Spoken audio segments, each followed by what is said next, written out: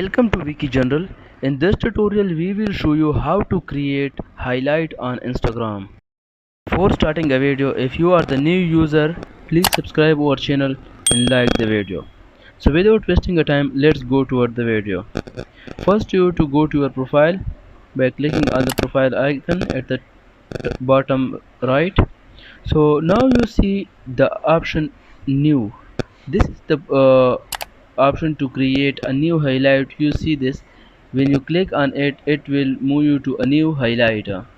So select any of your uh, photos of your stories, etc., which you want to add you on in your highlight. So let I select this one and then create undone. Once you click on it, it will create a new highlight.